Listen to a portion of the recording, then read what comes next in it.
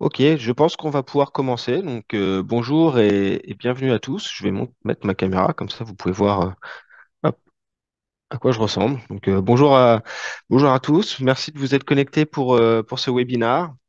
Euh, Aujourd'hui, on va parler de la conception, surtout de l'innovation dans le domaine de la conception. Et on va voir un cas d'application qui va être sur un appareil qu'on met sur le bras, qui va permettre qui est dans l'industrie médicale. Alors, je suis Eric Chastanet, je travaille chez Dassault Systèmes, je suis, on va dire, consultant en simulation, et donc je vais vous accompagner pour cette présentation. Alors, avant de vraiment commencer dans le sujet du webinaire, je dirais déjà, sachez que vous pouvez poser vos questions tout au long du webinaire. Donc, vous avez en bas une icône avec le questions et réponses. Donc, si vous avez des questions pendant le webinaire, n'hésitez pas à les poser. De toute façon, à la fin du webinaire, je prendrai un petit peu de temps pour pouvoir répondre à vos questions. D'ailleurs, je vais en profiter dans le chat. Si vous voyez bien mon écran, est-ce que vous pouvez confirmer que vous voyez bien mon écran dans le chat ou dans le Q&A? Super, ok, j'ai des réponses. Parfait. Bon, bah, je vous propose qu'on commence. Hop. Alors, aujourd'hui, j'ai séparé cette présentation en trois parties. La première partie, on va faire une brève introduction déjà du secteur du médical et également de ce projet-là, du projet qu'on va utiliser pour montrer les exemples d'innovation. Dans un deuxième temps, c'est la deuxième partie, là, on ira un peu plus en détail, notamment sur les différents exemples de simulation qu'on a utilisés dans le cadre de développement de ce projet-là. Donc c'est clairement la deuxième partie, hein, la partie la plus conséquente, là où il y aura le plus de contenu, je dirais. Et enfin, on terminera sur la partie 3D Experience Works, où je présenterai un peu qu'est-ce que 3D Experience Works un peu plus en détail, notamment le portefeuille et les différents outils qui nous ont permis de réaliser ce projet-là. Avant de commencer, je vous propose une petite question qui a dû apparaître à votre écran. Donc c'est un petit sondage. C'est pour ça, pour gérer un peu mieux vous connaître, savoir si vous êtes déjà utilisateur de SolidWorks ou d'autres solutions, si vous connaissez déjà la simulation.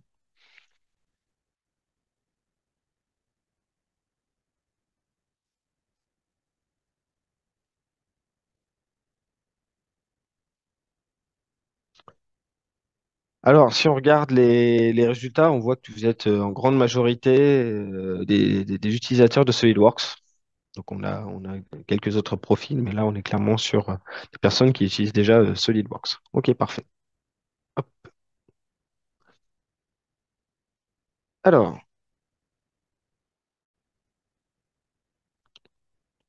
donc, commençons. Donc, déjà, au niveau de l'industrie des dispositifs médicaux, on a identifié, on va dire, quatre principaux moteurs d'activité.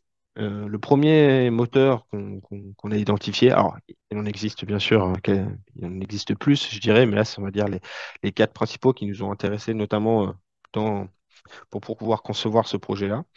Donc le premier, ça va être lié aux différentes maladies, des maladies notamment assez complexes, qui peut être aussi très communes, hein, comme par exemple des maladies cardiaques, du diabète, du cancer. Donc souvent, ces maladies sont des maladies qui sont, je dirais, multifactorielles. Elles ne sont pas liées seulement à un gène, on va dire, problématique, mais ça va être une combinaison de plusieurs gènes et ça peut être aussi une combinaison avec des facteurs environnementaux. Et donc là, c'est pour cette raison, on va dire que proposer des solutions, on va dire, qui puissent répondre ce degré de complexité, c'est un moteur pour l'innovation. Le deuxième point, c'est notamment la pression réglementaire. Donc là, j'ai mis en exemple une capture d'écran de la FDA, hein, Food and Drug Administration. Mais c'est vrai que vu que les dispositifs deviennent de plus en plus complexes, ça augmente, on va dire, le risque de non-conformité. Et surtout que si ces dispositifs doivent être vendus, je dirais par exemple dans différents pays, eh ben, il y a des différents organismes de réglementation qui peuvent avoir des exigences, on va dire, qui sont différentes en fonction des pays. Donc ça, c'est clairement un des moteurs aussi d'activité. Il y a aussi ce qu'on voit, alors pas que dans l'industrie des dispositifs médicaux, on le voit vraiment dans beaucoup d'industries technologiques, c'est qu'on va avoir des nouveaux compétiteurs, ce que je vais appeler en fait souvent, ça va être des startups, donc des entreprises beaucoup plus petites, souvent beaucoup plus, je dirais, agiles, flexibles, parce qu'elles sont beaucoup plus petites. Et donc là, les sociétés, je dirais, traditionnelles sont contraintes, on va dire, un peu de se réinventer, de réinventer, on va dire, leur chaîne de valeur pour qu'elles puissent rester compétitives. Et le dernier que j'ai cité, c'est l'autonomie des patients. C'est quelque chose qui devient de plus en plus présent et ça permet notamment aux patients de pouvoir se déplacer, par exemple, librement chez eux, tout en pouvant s'administrer des médicaments qui sont bien entendu prescrits par des médecins ou par l'hôpital. J'ai ensuite cité donc les principaux défis qu'on retrouve également dans cette industrie. Donc on va pas aller en détail sur chacun d'entre eux. Donc j'en ai identifié principalement six. Déjà, on observe une croissance des délais et des coûts de développement des produits, tout simplement parce qu'en fait les dispositifs sont de plus en plus complexes, de plus en plus aboutis. Je dirais la technologie est de plus en plus fine. Et souvent des problématiques qui sont aussi de plus en plus complexes. Donc ça, c'est un des gros défis qu'on a, c'est on essaie de garder, je dirais, des temps de développement raisonnables, parce que c'est un coût, hein. Plus le temps de développement est long, plus ça a un coût au niveau du développement, du projet de développement. Ce qui va avec ça, c'est aussi l'augmentation de la complexité des appareils, notamment pour des dispositifs qu'on va dire qui vont être à usage, on va dire pour beaucoup de patients. Ce qui va être un peu contradictoire, c'est qu'on va avoir des dispositifs qui vont avoir des technologies de plus en plus complexes. On va rajouter des capteurs, on va rajouter notamment des choses connectées pour pouvoir communiquer, par exemple, avec du Bluetooth. Mais à contrario, l'interface, elle, va être de plus en plus simpliste pour qu'elle puisse être, on va dire, facile à utiliser. C'est un peu du less is more, hein. C'est un peu ce qu'on a avec les technologies, par exemple, pour les téléphones avec Apple. On va avoir des interfaces qui sont très, très épurées. Et donc, on a un peu cette contradiction-là au niveau de la conception. C'est une industrie on va dire, qui fait beaucoup de tests physiques. Parce que souvent, ce sont des tests qui vont être normés. D'ailleurs, si on veut passer la norme, si on veut que voilà, le produit soit réglementé, dans tous les cas, on va être obligé de faire des essais physiques. Le problème, c'est que ces essais physiques, ils ont un coût. Ils ont un coût énorme déjà pour pouvoir réaliser l'essai en lui-même. Mais en plus, ça va demander de faire des prototypages. Plus on fait ces essais tard, je dirais, plus s'il y a des modifications à apporter sur le design, si on doit refaire la coque, par exemple, rajouter des clips, des choses comme ça, ça va avoir un coût qui va être de plus en plus important dans le développement. Donc ça, c'est clairement quelque chose qui est assez complexe à gérer pour le développement de ce genre de produit. On va avoir aussi l'expérience patient qui est de plus en plus à prendre en compte, surtout dans le cas de traitements médicaux, et notamment des traitements médicaux lourds, où là, on essaie de faciliter, d'améliorer au maximum l'expérience patient, parce que c'est déjà un moment qui est difficile. Donc, si en plus ils doivent se battre avec l'équipement médical, ça va être le dispositif médical, c'est pas terrible. On a également des risques, bah, des, comment on appelle ça, excusez-moi, des effets indésirables, des risques d'effets indésirables. Donc ça, c'est aussi quelque chose à prendre en compte, faire attention justement, notamment en rajoutant des capteurs pour essayer de monitorer au maximum et éviter tout effet indésirable ou minimiser le risque d'effet indésirable. Et en fait, finalement, le fait de pouvoir personnaliser également les traitements, parce que tout être humain réagit différemment à l'absorption, à l'administration des médicaments. Donc, il y a un besoin de personnalisation des dispositifs pour pouvoir adapter au mieux, je dirais, l'administration des dispositifs, des médicaments aux patients. Alors, le projet sur lequel on a travaillé chez Dassault Systèmes, c'est un projet qui s'appelle Iaso. Alors, Iaso, pour information, c'est le nom de la déesse grecque de la guérison. Donc, c'est pour ça qu'on a appelé ce projet comme ça. Alors, c'est un projet virtuel. C'est un projet uniquement virtuel. On n'a on n'a pas fabriqué. Bon, on a fait du prototypage, mais on ne trouve pas ce dispositif dans le commerce. Mais pour pouvoir faire ce projet-là, on a utilisé tous les processus de développement qu'on retrouve dans l'industrie et on a utilisé donc nos outils de chez Dassault Systèmes pour pouvoir faire ce projet. Euh, L'objectif de ce projet-là, c'est de développer un dispositif qu'on va mettre sur le bras ou sur l'avant-bras d'un patient et ça va permettre donc de délivrer une dose, des doses de médicaments. Donc médicaments qui seraient bien sûr données sous ordonnance. Et donc, ça va délivrer en fait une quantité qui va être bien sûr mesurée de médicaments aux patients. Donc ça permet aux patients de pouvoir on va dire, se déplacer par exemple librement pendant l'administration du médicament. Les composants principaux de ce. Hop, alors je ne sais pas si on peut mettre, voilà, si on met l'animation. Donc de cet équipement, de ce dispositif, ça va être donc déjà la partie casing, donc la partie coque. Donc on va avoir la coque en haut et la coque en bas.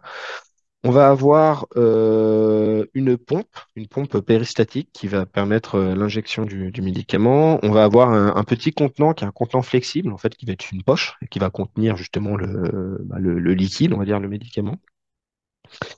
Et on va également aussi avoir des composants électroniques à l'intérieur, hein, déjà pour pouvoir piloter le moteur, etc., mais également pour pouvoir communiquer. Quand on dit communiquer, c'est pouvoir programmer on va dire ce dispositif avec un téléphone, donc, notamment avec du Bluetooth.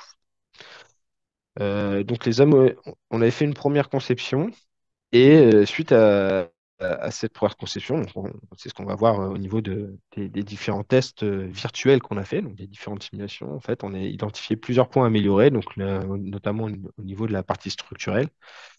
On a vu aussi qu'on pourra améliorer la pompe en elle-même et apporter aussi des modifications sur la partie communication, notamment avec une antenne qui est intégrée dans le dispositif. Et quelques améliorations aussi au niveau pour pouvoir, on va dire, assembler et fabriquer ce boîtier.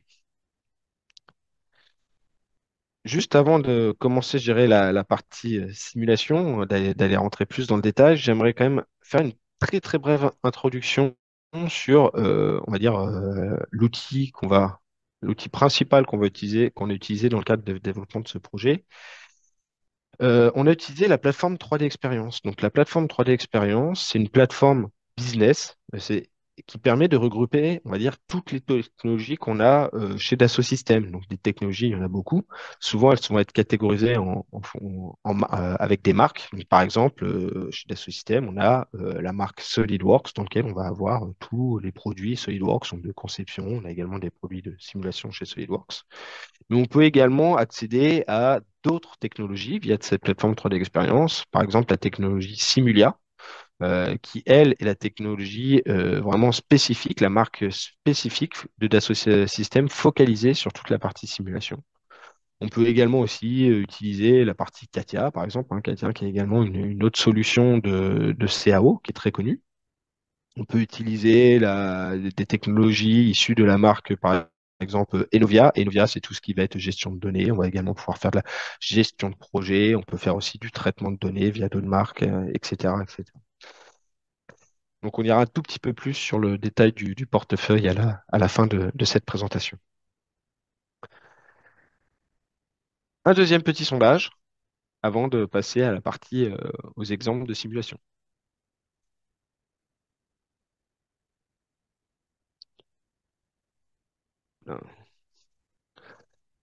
Alors, est-ce que vous utilisez déjà la simulation numérique dans votre milieu professionnel?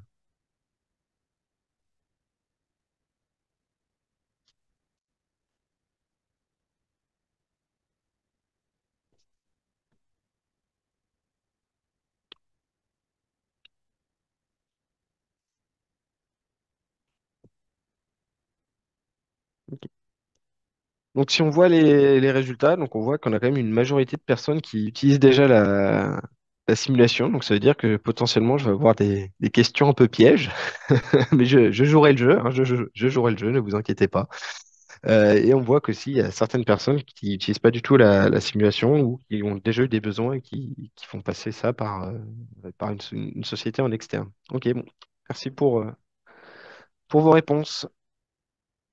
Allez, c'est parti. Rentrons un peu plus dans le dur. Donc, je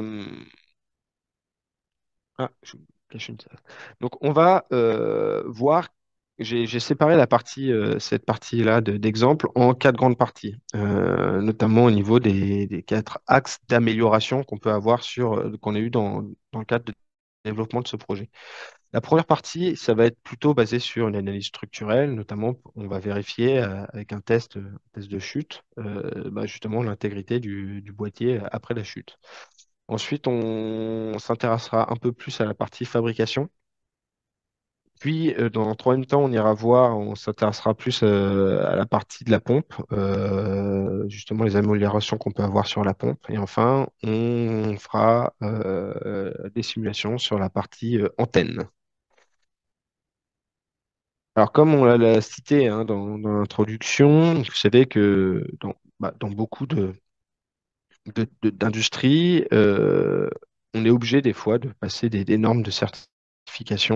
Pour avoir des normes de certification, de faire des essais physiques. Et des fois, il peut y avoir justement des tests de chute, notamment aussi dans le domaine du cosmétique et du retail. On peut avoir, par exemple, pour les bouteilles de shampoing, on est obligé de faire chuter la bouteille de shampoing d'une certaine hauteur parce que voilà, c'est des choses qui peuvent arriver en rayon.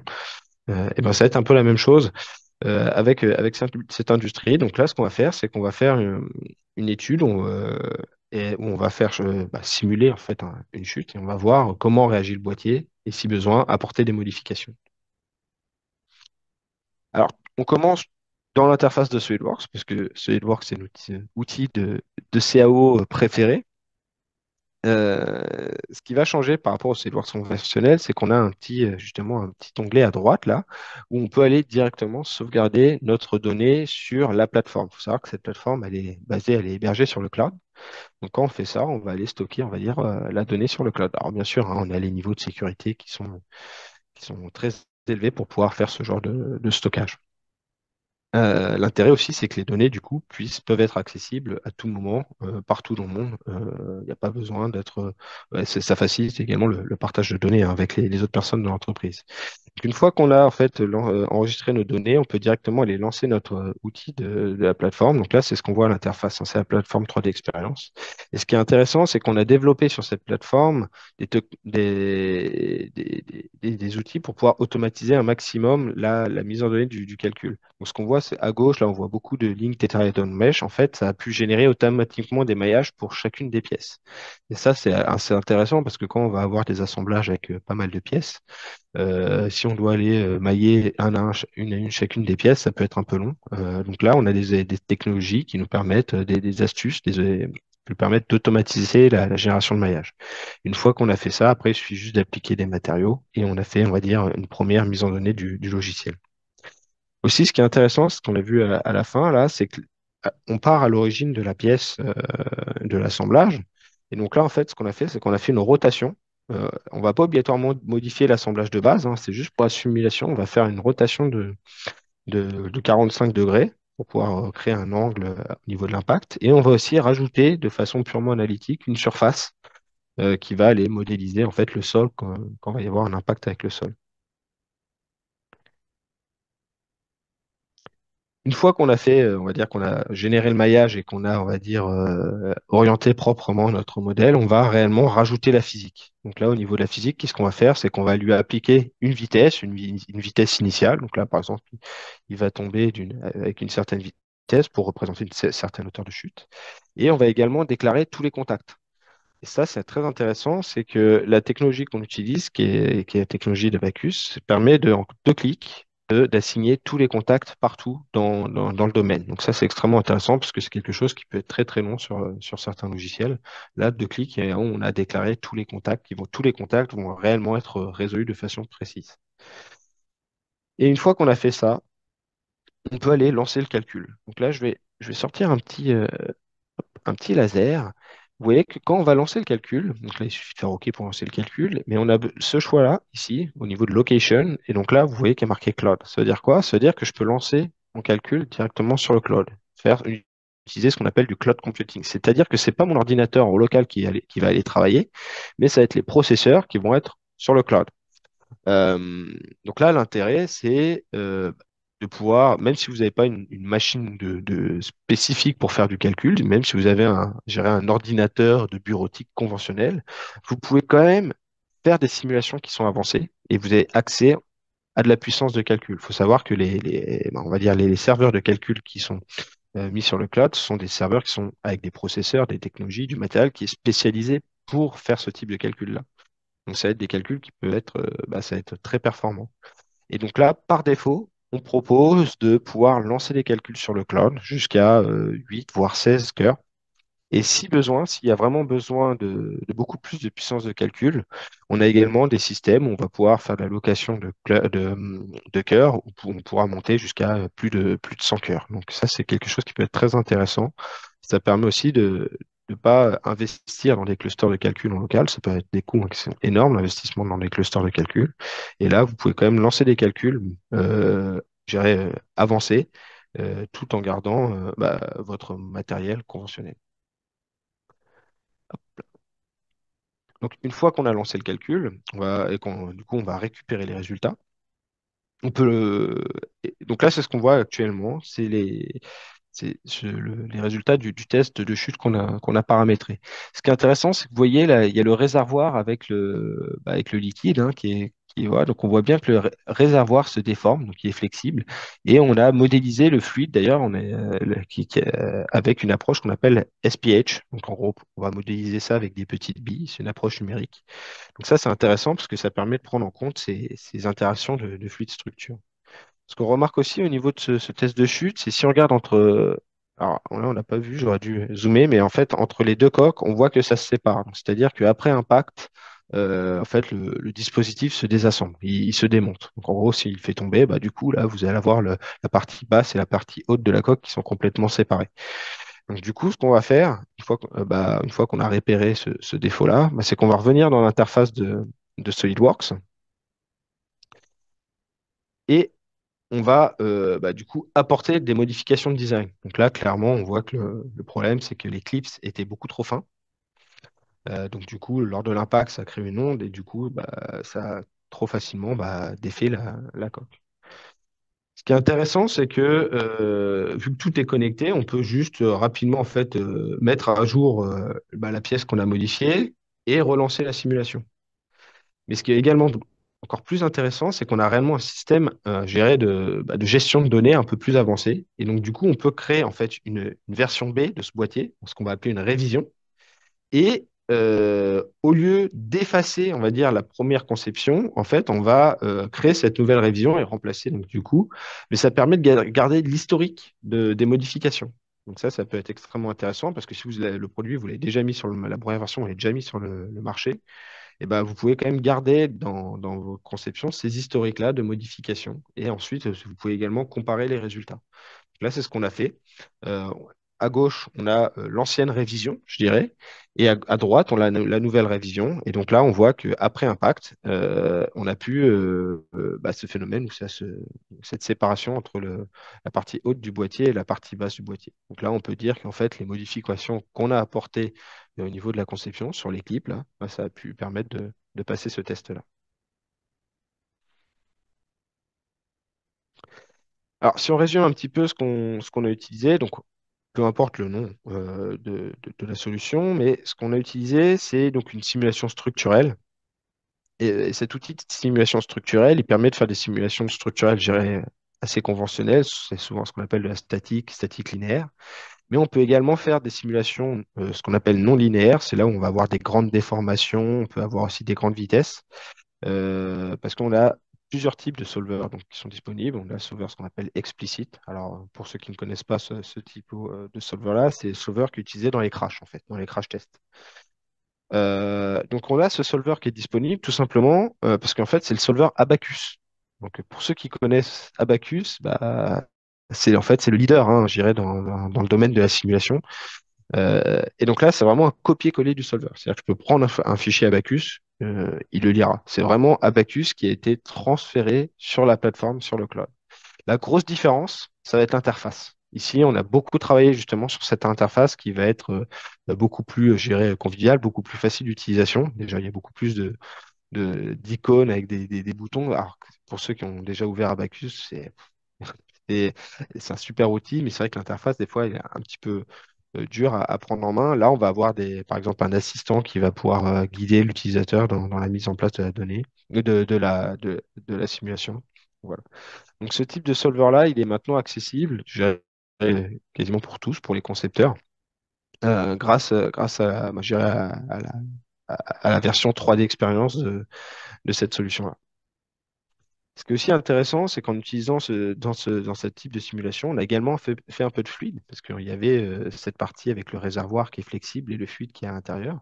Donc on a différentes approches qui sont également disponibles dans Abacus, mais notamment cette approche SPH, ça veut dire Smooth Particle Hydrodynamics, qui permet justement de modéliser ces phénomènes de fluide structure. Je vois que il y a quelques questions, ne vous inquiétez pas, les questions, j'y répondrai à la fin du webinaire.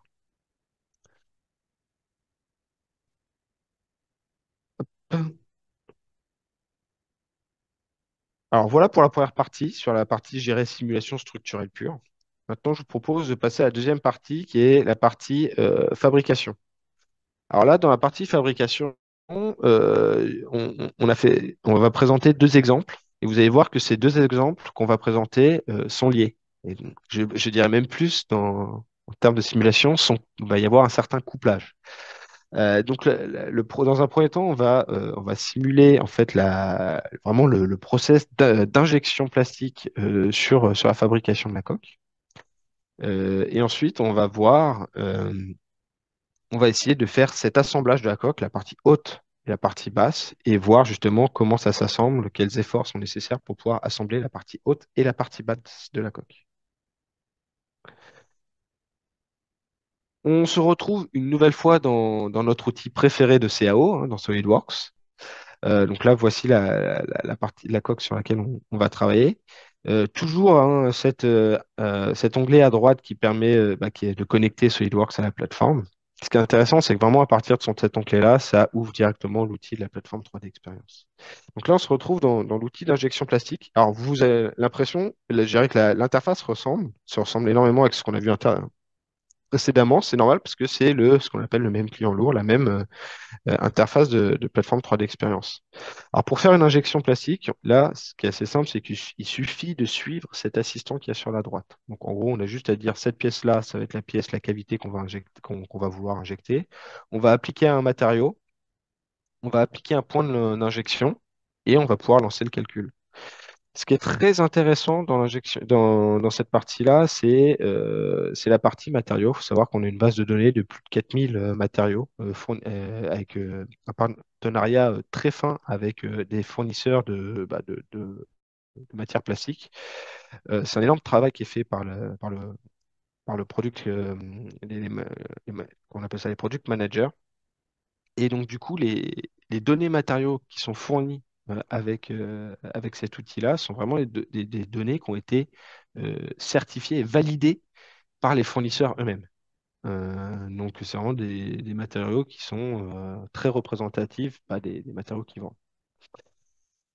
Euh, une fois qu'on a fait la mise en données de ce calcul-là, on peut bien sûr lancer le calcul soit en cloud, soit en local. Donc là, ce qu'on voit, c'est ce qu'on appelle le front d'injection de matière. C'est comment en fait la plastique va avancer dans la cavité lors du process d'injection. Ce qu'on voit au milieu, autour, c'est que on n'arrive pas à injecter au milieu. Donc là, c'est la partie rouge. Cette partie-là, on n'arrive pas à l'injecter. C'est-à-dire qu'il n'y a pas de matière qui va arriver à cet endroit-là parce que, en fait, souvent, c'est trop fin et du coup, ça s'est solidifié avant de pouvoir arriver à cet endroit-là. Donc, pour essayer de résoudre ça, ce qu'on va faire, c'est qu'une nouvelle fois, on va retourner dans l'interface de SolidWorks. On va faire une modification de design. Donc là, dans ce cas-là, on a juste, en fait, épaissi cette partie-là. Et on va pouvoir retourner hein, sur la plateforme. Donc, on peut mettre à jour le modèle ou créer une révision. Ça, c'est ce qu'on a expliqué déjà dans le précédent exemple de simulation. Donc là, on voit qu'on a notre nouveau front de matière et qu'on arrive bien à aller autour de cette pièce. Alors là, ce qu'on voit actuellement, c'est la déformation qui est liée au refroidissement de cette pièce. Donc, bien sûr, la déformation, elle est amplifiée, mais ça permet de voir comment, par exemple, la pièce va gauchir. Il faut savoir que quand on a fait de l'injection plastique, quand la pièce va être éjectée du moule, elle va refroidir et on va avoir ce phénomène de gauchissement, donc qui est plus ou moins important en fonction justement des renforts qu'on a mis, en fonction de la gestion du refroidissement de la pièce. Euh, Autre chose qui est extrêmement important sur cette simulation, c'est que la matière qu'on a utilisée, c'est une matière qui va comporter des fibres. C'est un plastique qui va être fibré, ce qui permet en fait d'améliorer la résistance du matériau, d'améliorer la rigidité du matériau. Et donc là, à l'issue de c'est ce qu'on peut voir en fait. On peut voir l'orientation des fibres qu'on a à l'issue de cette injection plastique.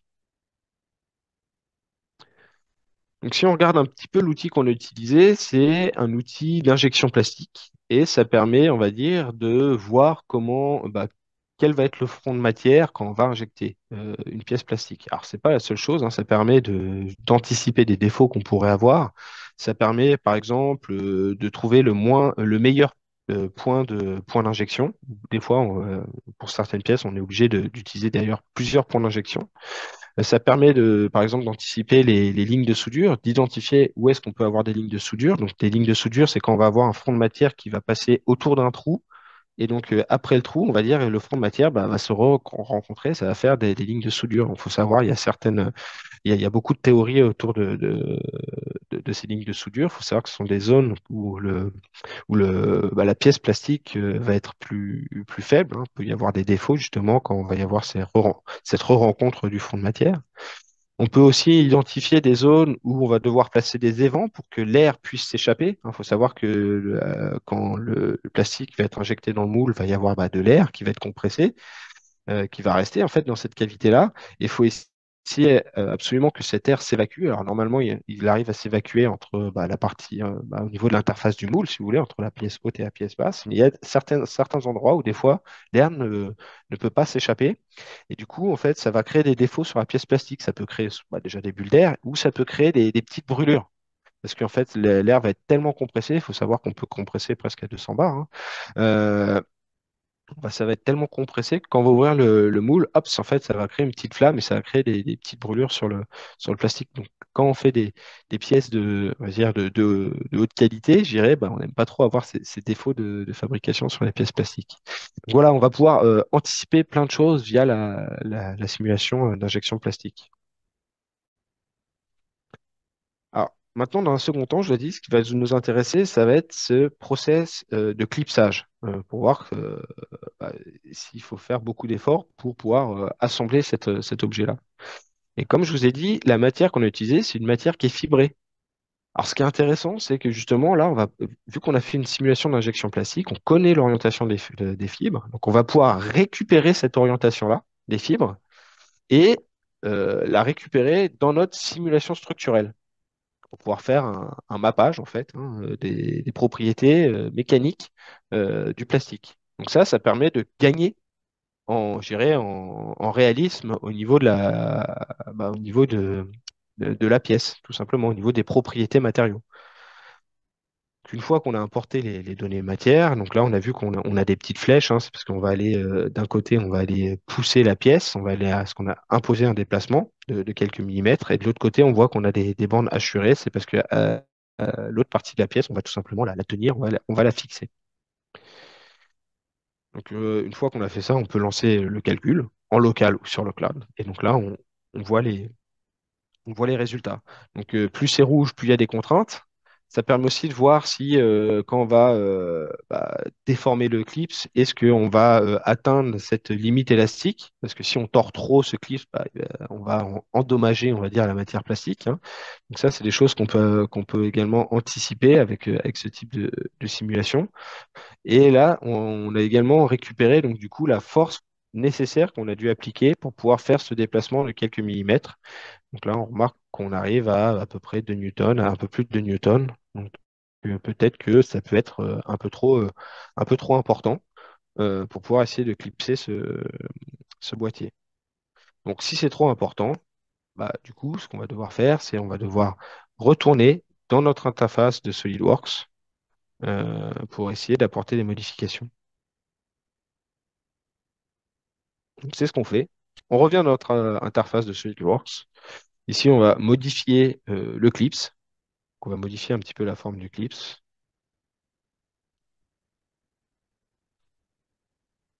Et comme pour les autres études, hein, il suffit juste d'enregistrer, de mettre à jour. Alors, est-ce qu'on garde la géométrie ou est-ce qu'on fait une nouvelle révision? Donc là, tout dépend de si vous avez besoin de garder l'historique ou pas de votre conception. Et on peut relancer le calcul. Il n'y a pas à refaire tout ce calcul, hein, à refaire toute la méthode, toute la mise en données. Non, non, vous avez juste à faire un clic update, je dirais, à cliquer sur le bouton update et vous pouvez relancer le calcul et ensuite comparer les résultats. Donc, si on résume ce qu'on a vu là dans cette partie de fabrication, donc on a vu deux choses. On a vu l'injection par la simulation d'injection plastique, qui nous a permis déjà de voir comment était le front de matière quand on allait injecter la pièce. Et on a vu qu'on pouvait aussi récupérer quelques autres informations, comme le gauchissement, la déformation de la pièce quand elle va refroidir, et surtout l'orientation des fibres.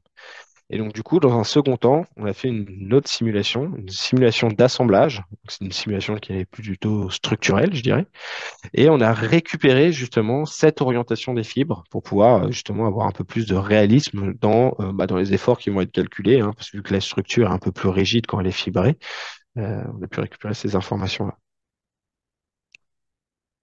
Donc, intéressons-nous maintenant à la partie de la pompe. Donc, ce qui va nous intéresser sur cette pompe, donc c'est une pompe péristatique, c'est-à-dire que en fait, c'est un tuyau qui va être, je dirais, flexible et il va y avoir une sorte, des sortes de rouleaux qui vont venir compresser ce tuyau-là et qui vont tourner. Donc du coup, ça va comme si on pinçait en fait un tuyau et qu'on faisait glisser en fait ce pincement pour pouvoir faire mettre en mouvement ce fluide-là. Donc on a créé cette veine fluide dans SolidWorks. On a utilisé d'ailleurs des paramètres dans SolidWorks. Par exemple, pour pouvoir paramétrer cette géométrie, on a mis un diamètre, on a mis des longueurs, ce genre de choses-là. Et on a ensuite sauvé notre modèle sur la plateforme. Donc là, dans l'outil qu'on retrouve, c'est encore, hein, vous voyez, c'est toujours la même interface. L'assistant est un peu différent ici, il y a un peu plus d'étapes que pour l'injection plastique, mais c'est toujours le même principe. Ce qui est intéressant avec cet outil de simulation fluide, c'est qu'on a une extraction automatique de la veine fluide. Alors pour ceux qui connaissent un peu le domaine de la simulation fluide, extraire une veine, il faut savoir quand on est en fluide, on pense un peu à l'inverse, hein. Nous, notre solide, c'est ce qui n'est pas solide, c'est ce qui est invisible en fait, hein. C'est vraiment la partie inverse du solide. C'est une opération qui peut être très compliquée à extraire, hein. Des fois, ça peut prendre plusieurs jours, voire plusieurs semaines pour pouvoir extraire une veine fluide sur certains dispositifs. Par exemple, sur une voiture, un sous-capot, c'est extrêmement complexe. Et donc là, on a un outil qui nous permet automatiquement d'extraire cette veine fluide. Ça, c'est quelque chose qui permet de gagner beaucoup de temps sur la préparation du modèle. Une fois qu'on a extrait la veine fluide et qu'on a généré un maillage, on va pouvoir mettre en place les conditions limites. Alors, au niveau des conditions limites, là, ici, on va en avoir trois. On va avoir la condition limite d'entrée, la condition limite de sortie, là, vont être des conditions de limite, ce qu'on appelle en pression. C'est-à-dire que on va pas forcer le fluide ici à aller dedans. On va dire, bah, ici, le fluide, je dirais, peut circuler librement. Et on va appliquer une condition de wall, donc de mur, qui va être spécifique parce que on va aller piloter une déformation de ces surfaces-là. Parce que c'est à cet endroit-là que, je dirais, les rouleaux de la pompe vont venir, je dirais, aplatir la veine fluide. Donc, dans ce cas-là, ce qu'on a fait, c'est qu'on a utilisé une user subroutine, donc un code, en fait. On a codé la déformation. Donc, ça, c'est quelque chose qui peut être fait si on a des compétences en maths. Après, on a également des informations, des choses des outils qui peuvent aider à la mise en place de ce genre de process pour pouvoir piloter la déformation justement je dirais de cette surface au niveau de la courbe là, c'est du demi-cercle. Donc une fois qu'on a je dirais, mis en place les conditions limites, on va pouvoir aller lancer les calculs. Là, c'est juste avant de lancer les calculs, on va juste sélectionner quelques capteurs où on va aller récupérer des informations. Voilà. Comme ça nous permet, vu que ça va être une simulation transitoire, de suivre l'évolution de notre calcul au cours du temps. Donc encore une fois, pour le calcul, on peut choisir soit de le lancer en local, soit sur le cloud, on a le choix, que ce soit pour la simulation structurelle, la simulation fluidique, c'est la même chose. Et quand, voilà, une fois qu'on lance le calcul, on peut suivre l'évolution du calcul au cours du calcul. Donc ça, c'est extrêmement important hein, quand on fait de la simulation fluidique, de pouvoir suivre l'évolution d'un calcul, voir s'il converge ou s'il diverge, voir si bah, ça va dans le bon sens, parce que si ça va pas dans le bon sens, on peut arrêter le calcul, apporter une modification et relancer le calcul. Donc une fois qu'on a lancé le calcul, on va pouvoir justement observer les résultats. Donc là, on voit bien la déformation qu'on a pilotée. On voit vraiment bien la déformation. Donc là, ce qui est intéressant, hein, c'est qu'on peut vraiment piloter une déformation. Le maillage va se déformer. Donc il n'y a pas de remaillage. Donc ça, c'est intéressant parce que s'il n'y a pas de remaillage, si on fait juste de la déformation, on conserve une très bonne qualité de résultat. On va avoir beaucoup moins de pertes que si on doit remailler. Et on peut, grâce à ça, faire de la déformation, du couplage fluide structure. Alors ce qui est intéressant, c'est que là, on a, vu, je dirais, un point de fonctionnement avec une conception. Maintenant, comme j'ai dit au tout début, on a utilisé des variables, des paramètres pour pouvoir faire la conception de notre pompe. Par exemple, qu'est-ce qui arriverait si je changeais le diamètre de mon tuyau, si je changeais voilà, différents paramètres, ou si par exemple je jouais sur la viscosité de mon fluide. Voilà, on peut permettre, je sais pas si on monte en température ou pas, la viscosité va être différente.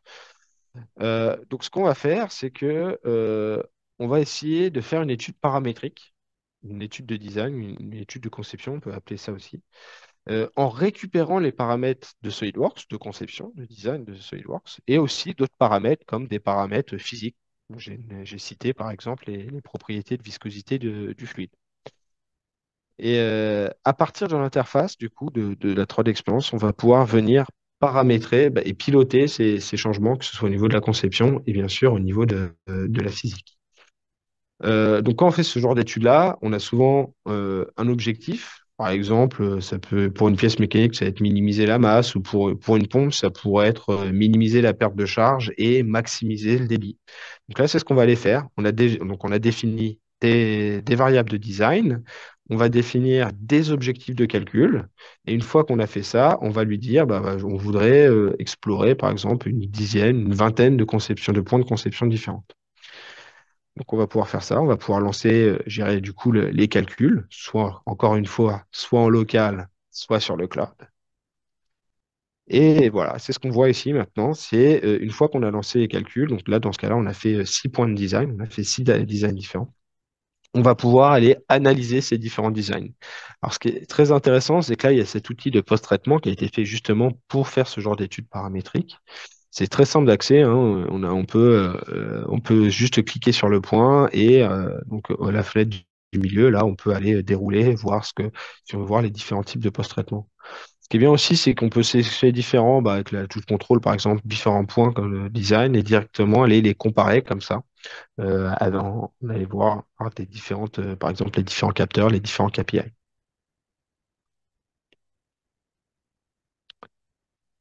Alors, si on résume ce qu'on a vu dans cette partie-là, c'est qu'on a utilisé donc un outil de simulation fluidique ce genre d'outil de simulation, ça permet en fait de calculer un écoulement fluide, de modéliser un écoulement fluide. Donc avec ce type d'outil, on peut voir les pertes de charge, voir où est-ce que va l'écoulement, où sont les zones où il y a fortement de la turbulence. Euh, on peut aussi faire de la thermique. Donc ça, c'est très très utilisé hein, dans les simulations fluides. Donc soit de la convection, ce qu'on appelle forcée, où on va par exemple un ventilateur va souffler sur un dissipateur d'un composant électronique. On peut également faire de la convection naturelle, c'est-à-dire que là, le fluide va se mettre en mouvement automatiquement parce que vu qu'il est plus, quand il est plus chaud, en fait, il devient plus léger, sa densité est plus faible, donc du coup, automatiquement, il monte et ça crée des mouvements de convection naturelle. On peut faire des écoulements avec des écoulements newtoniens, non newtoniens, compressibles, incompressibles, bref, on peut vraiment faire beaucoup de types d'écoulements différents avec ce genre d'outil-là. Au niveau de la turbulence, le solver qui est utilisé, c'est un solver, pour ceux qui connaissent, de type Ramps. C'est ce qui est le plus utilisé dans l'industrie, hein. C'est clairement le grand intérêt de ce type de solver, c'est que ça permet de résoudre des équations, je dirais, dans des temps qui sont tout à fait raisonnables, qui sont compatibles avec les applications industrielles. Après, il existe d'autres types de solvers. On a d'autres types de solutions chez Dassault Systèmes où on peut aller plus loin, je dirais, entre guillemets, dans la modélisation de la turbulence. Par contre, là, on aura du coup des simulations qui vont durer beaucoup plus de temps. Alors voilà pour cette partie sur la pompe. Et je propose qu'on passe à la dernière partie qui est sur la partie conception de l'antenne. Alors, dans cette partie-là, on va voir deux choses. Dans un premier temps, on va voir qu'on a placé une antenne dans cette conception. Donc, on va voir les performances de l'antenne. En fait, d'ailleurs, cette antenne, ça va être une antenne qui va être faite pour travailler sur la fréquence du Bluetooth, qui est de 2,45 GHz. Et ensuite, dans un deuxième temps, ce qu'on va faire, c'est qu'on va placer ce dispositif sur un bras et on va voir du coup quelle est la capacité ou la quantité d'absorption du corps humain avec ce dispositif-là. Il faut savoir qu'il y a des normes au niveau de ce genre de dispositifs, des dispositifs connectés, et que du coup, on ne doit pas, en fonction de la partie du corps, là où on le place, ben, on doit respecter une certaine quantité d'absorption du corps humain. Donc encore une fois, on commence toujours dans l'interface de SolidWorks, hein. Après, on n'est pas obligé de le faire toujours à partir de là, parce que là, je veux dire, si on a déjà sauvegardé notre modèle, on n'est pas obligé, s'il est déjà sur la plateforme, on peut directement à partir de la plateforme aller récupérer. Et là, on va l'ouvrir dans alors, une interface qui est un petit peu différente, parce que l'outil qu'on utilise s'appelle CST. Donc c'est un outil qui est connecté, un peu comme SolidWorks qui est connecté. Là, cet outil-là va être connecté à la plateforme. Et donc, c'est cet outil-là qui va nous permettre ce genre d'études-là. Donc là, on va faire une étude dans le domaine de la haute fréquence où donc on a cette antenne-là et on va essayer de voir ses performances pour autour de 2,45 GHz. Donc, le calcul également pour cette solution-là, on peut le faire en local ou sur le cloud. Et ce qui est intéressant, c'est aussi qu'on peut utiliser pour ce genre de technologie-là, on peut utiliser la technologie GPU. C'est vrai que ça, c'est souvent une demande qu'on a dans la simulation. Est-ce qu'on utilise seulement du CPU ou du GPU? Il faut savoir que les GPU, c'est les processeurs qui sont sur les cartes graphiques. Et la particularité des GPU, c'est que c'est des processeurs avec un nombre de cœurs extrêmement élevé. Quand on est limité à 10, 20, 30 cœurs sur un processeur normal, avec des GPU, on va aller sur plusieurs milliers, voire plusieurs dizaines de milliers de cœurs, ouais, de cœurs sur un même processeur. Donc c'est vraiment une technologie très différente et du coup, ça peut apporter beaucoup de bénéfices pour le calcul. Euh, donc une fois qu'on a lancé le calcul, donc du coup, on peut regarder ses performances. Donc ce qu'on voit à droite, la courbe qui va s'afficher, le S paramètre, voilà, qu'on voit ici, c'est qu'on va avoir un pic qui va être aux alentours des 2,8 GHz. Or, on veut utiliser cette antenne pour du Bluetooth. Donc du coup, on va devoir aller modifier, on va dire, les paramètres, la conception de cette antenne pour essayer de retrouver ces 2,45 GHz. Alors, soit on peut le faire de façon, entre guillemets, euh, je dirais à la pifométrie, hein, en entrant des variables comme ça. Il faut savoir qu'on a également des outils dans CST qui nous permettent d'automatiser justement la variation de ces paramètres pour pouvoir trouver la meilleure fréquence justement à 2,45 GHz, quoi. Ou les meilleures, pas la meilleure fréquence, mais les meilleures variables de design qu'on peut aller lire directement dans SolidWorks. Et une fois qu'on a fait ça, on peut bien sûr voir le champ, le diagramme de champ de cette pièce. Il faut savoir que quand on fait des modifications de design, ça peut aussi modifier, en antenne, tout est lié en imag, hein, ça peut modifier aussi la quantité ou la répartition ou l'échauffement de certaines pièces. Donc ça peut être aussi des boucles d'itération pour pouvoir faire ces modifications de design.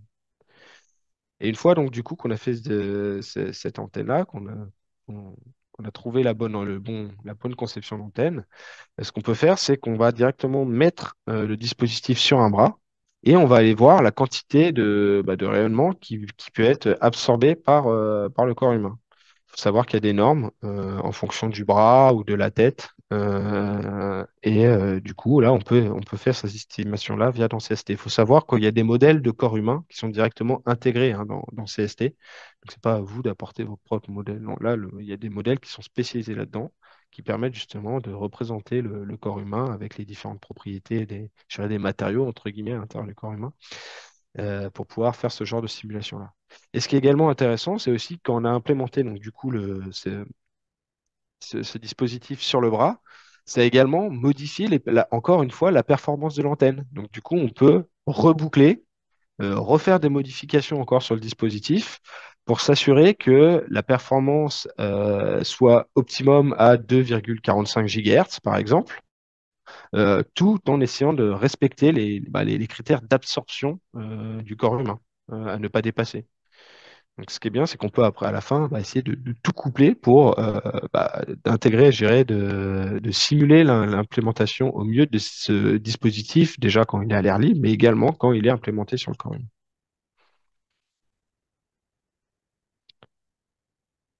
Alors, ce qu'on a vu là, ici, c'est qu'on a utilisé cette fois-ci un type de simulation qui est un peu plus méconnu, qui est une simulation d'électromagnétisme. Alors, il faut savoir que ça, c'est vraiment une toute petite partie de l'électromagnétisme. Dans l'électromagnétisme, c'est un domaine qui est extrêmement vaste. Là, c'est plutôt ce qu'on va appeler des domaines des hautes fréquences, qui est lié aux antennes, à la technologie des antennes. Il faut savoir qu'on a un autre qui existe, je dirais, il existe plus que deux, mais il y a deux autres grandes catégories. Il y a ce qu'on appelle le basse fréquence, qui va, lui, va être plutôt lié à la technologie des aimants. Donc là, à partir du moment où on a des capteurs, à partir du moment où on a des moteurs électriques, on peut aussi faire ce type de simulation-là pour voir, par exemple, la performance d'un moteur à courant axial ou à flux axial, je veux dire, ou à courant ou à flux radio. Ce genre de choses-là, on peut le faire.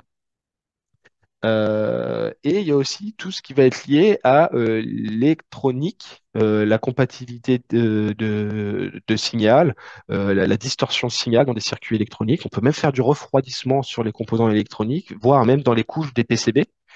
C'est un domaine qui est extrêmement vaste au niveau des applications je dirais que des équations de Maxwell, pour ceux qui connaissent un petit peu.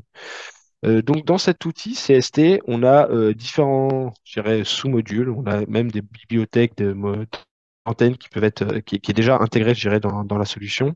On va avoir un large choix dans les types de solvers en fonction des applications qu'on veut faire. Si on veut juste faire du diagramme de rayonnement d'antenne ou si on veut faire, par exemple, des calculs de champ pour des éléments, ça va pas être le même type de solver qu'on va utiliser.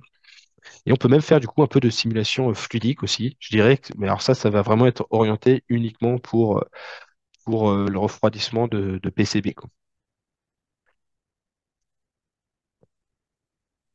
Euh, donc voilà pour cette dernière partie je dirais, de ces derniers exemples de simulation qui étaient sur l'électromagnétisme. Donc là, ce qu'on a vu, c'est qu'on a fait dans un premier temps une première simulation. On a essayé d'évaluer la performance de notre antenne pour s'assurer que justement son pic de performance était bien à 2,45 GHz, qui est la fréquence du Bluetooth. Et dans un second temps, ce qu'on a fait, c'est qu'on a implémenté le Yaso device sur un bras. On a calculé la quantité d'absorption par le corps humain et on a aussi également vu que ça pouvait du coup interférer avec les performances d'antenne. Donc du coup, on peut encore une nouvelle fois réitérer sur le design pour pouvoir essayer de respecter tous ces critères. Alors, avant de passer à la dernière partie de présentation du portefeuille, je vous pose une dernière petite question et après, ce sera à moi de répondre je dirais, à vos questions.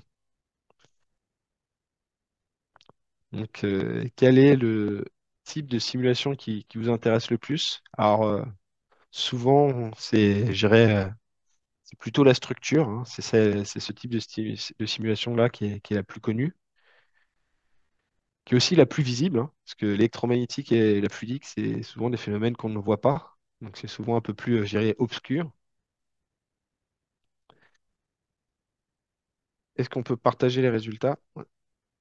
Donc là, en effet, hein, c'est ce qu'on retrouve hein, sur votre sondage, hein. Souvent, c'est à peu près 80, on dit 70-80% de simulations structurelles au niveau des applications, hein, et le reste sur la partie fluidique. Alors là, ce qui est intéressant, c'est qu'on a plus d'injections plastiques plus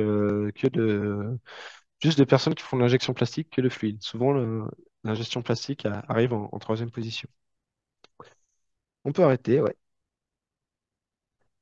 Ok, parfait. Donc passons à la dernière partie qui va être. Ah, j'ai vu que j'étais.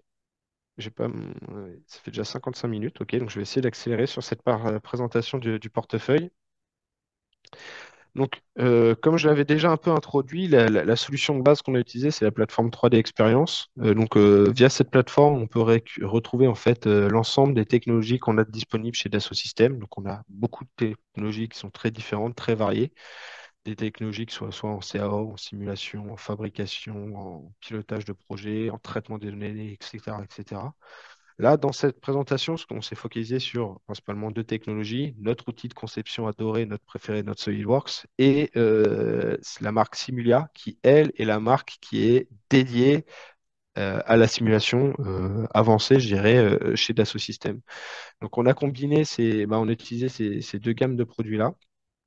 Et via ces deux gammes, on a pu faire ces différentes applications qui sont soit de la simulation structurelle, fluidique, plastique, imag. Alors, il y en a une qu'on n'a pas vue, c'est la cinématique. Il faut savoir qu'on peut également faire la dynamique de corps rigide. On peut également faire ce genre d'études-là avec notre portefeuille.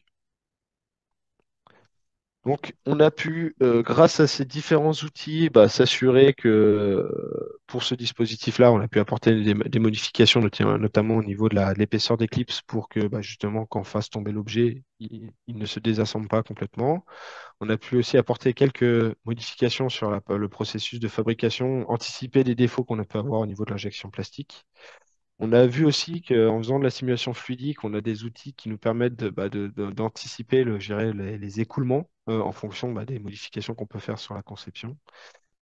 Et enfin, on a vu que on pouvait simuler des phénomènes électromagnétiques, ce qui peut être très intéressant pour notamment le placement d'antennes, tout ce qui est lié à la communication wireless, je veux dire. Euh, Au niveau des outils qu'on a disponibles de simulation dans notre portefeuille, donc c'est notre portefeuille qu'on a chez SolidWorks et 3D Experience Works. Donc on va avoir beaucoup de solutions de simulation différentes qui en fait utilisent exactement la même base de simulation. C'est juste que plus on va, par exemple, ce qu'on voit dans la structure là, de Structural Designer à Durability and Mechanics Engineer, plus on va à droite, en gros, plus on va débloquer, on va dire, des modules, des physiques différentes. Donc là, si, le dernier va nous permettre de faire la simulation dynamique avec des impacts, avec de la fatigue, et notamment avec de la non-linéarité. Donc voilà, c'est là où on va voir je dirais le package complet de simulation. On a également des outils qui nous permettent de faire de la simulation fluidique, de l'IMAG, de l'injection plastique. Et on a également aussi un outil qui est un petit peu transverse, ce qu'on appelle Simulation Review, qui permet de comparer, de partager les résultats de simulation, sans obligatoirement devoir rentrer dans la simulation. Alors, avant de clôturer ça, je vais commencer à répondre à vos questions. Et comme ça, pendant que je réponds à vos questions, vous pouvez également flasher ce QR code. Ça vous renverra directement sur la chaîne YouTube de SolidWorks France. Donc, c'est là où vous aurez d'accessible déjà le replay de ce webinar et aussi le replay des autres webinars que j'ai fait précédemment sur la simulation et même des replays des webinars de mes collègues. Euh, Au niveau des questions, Abacus est un logiciel Dassault Systèmes à souscrire, mais supporté par 3D Experience. Alors, Abacus, à l'origine, c'est un logiciel je dirais, qu'on installe sur son ordinateur qui permet de faire de la simulation structurelle. Il y a toujours ce format-là. Et on a ce format plateforme 3D Experience qu'on peut souscrire sous forme d'abonnement, où là, en fait, on a exactement le même solver, hein. C'est comme si c'était, entre guillemets, le même logiciel, sauf que l'interface est différente. Je dirais, elle a été simplifiée, elle est plus accessible et elle est connectée. Et ça permet également d'utiliser tout ce qui est lié à la technologie cloud, que ce soit du stockage des données, mais surtout du cloud computing, le partage de données aussi et tout ça. Donc, euh, donc oui, c'est quelque chose qu'on peut souscrire. En fait, on peut souscrire à cette technologie via la 3D Experience. Oui. Et on peut également, si on a par exemple déjà le logiciel Abacus et qu'on n'a pas assez de puissance de calcul, on peut utiliser la plateforme juste pour pouvoir lancer le calcul Abacus. On a également cette possibilité-là de faire. En gros, c'est comme si ça permettait de faire, si vous voulez, la location de cœur via la plateforme 3D Experience. Est-ce que des formations en ligne sont disponibles sur Simulia? Oui, Oui, c'est disponible. Alors là, je ne l'ai pas mis intégré dans ce webinaire-là, mais si vous allez voir mon webinaire, alors ça doit être un que j'ai fait fin d'année dernière, donc sur la chaîne YouTube de SolidWorks France, à la fin. Alors, les prix ne seront plus les bons, mais je vous montre les différentes offres où on peut avoir des formations en ligne sur les différents modules de Simulia, sachant qu'il y en a pour la structure, pour la fluidique, pour la mécanique, pour l'injection plastique, etc. Donc oui, on a cette possibilité-là de pouvoir faire de la formation en ligne. D'ailleurs, c'est même ce qu'on préconise, hein, c'est quand on souscrit à la plateforme, c'est d'ailleurs, on a des modules de formation en ligne qui peuvent être joints à ça.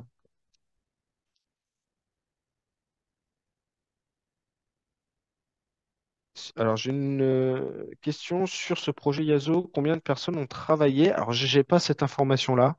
Je n'ai pas le nombre exact, mais je sais qu'il y a au minimum une vingtaine de personnes qui ont travaillé. Et quand je dis au minimum, c'est vraiment minimum. Je pense que c'est beaucoup plus que ça. Parce que là, aujourd'hui, on a vu des aspects qui sont sur la partie simulation, mais il faut savoir que ça, quand je dis qu'on a essayé de développer, on a reproduit tout le processus des développements, il y a beaucoup plus que ça. Il n'y a pas que de la simulation, il y a des choses sur la conception, il y a des choses sur des analyses de marché, il y a des choses sur aller un peu plus loin au niveau aussi du process de fabrication. Donc là, je ne peux pas vous dire, mais il y a beaucoup de personnes qui ont été impliquées sur ce projet Yaso. Peut-on intégrer l'injection plastique sous vide dans SolidWorks? Ah, ça c'est marrant, j'ai eu cette question-là il y a une petite année aussi sur ce type d'application-là. Alors je suppose que le principe là serait de, au lieu d'avoir une presse en amont, mais plutôt avoir quelque part où on va aller aspirer à l'autre bout. Euh, les outils, le solver qui est utilisé n'est pas fait, n'a pas été paramétré pour cette application-là. Ça veut dire que en détournant des paramètres de solver, on pourrait essayer de faire quelque chose comme ça. Par contre, je dirais qu'on ne garantit pas, on garantit pas que ça se comporterait exactement de la même manière. Euh, j'ai une question sur des tutoriels. Est-ce qu'on peut faire des tutoriels Abacus sur notre chaîne? Il faut savoir qu'on est en train de faire justement des tutoriels. Alors, c'est pas sur la chaîne SolidWorks France. Ça doit être. Il y a une chaîne Simulia. Il y a également une chaîne SolidWorks je dirais, la version anglaise, la version, j'allais dire officielle, Edouard France est officiel aussi, mais la Corp, on peut trouver des vidéos tutoriels sur les différents outils de simulation qu'on a. Et YouTube aussi, de toute façon, en général, est souvent un très bon ami pour trouver des vidéos tutoriels. Euh, et voilà, je pense avoir répondu à peu près à toutes les questions. Écoutez, merci à vous d'avoir assisté à cette présentation. J'espère que vous avez appris beaucoup de choses. N'hésitez pas s'il y a d'autres questions après, de toute façon, qui vous viennent. Vous pouvez toujours communiquer. D'ailleurs, c'est ce que j'ai vu ici. Hop, j'ai oublié de le mettre. On a différents canaux hein, pour pouvoir déjà nous suivre. Puis après, vous pouvez toujours communiquer par nous par mail. Je suppose que vous pouvez retrouver ça notamment dans le mail qui vous avait été envoyé. Donc, merci encore à vous d'avoir assisté à ce webinaire et puis j'espère à bientôt pour un prochain webinaire. Il y en aura un sur la simulation, peut-être je crois en mars ou en avril. Voilà. Bonne journée à vous.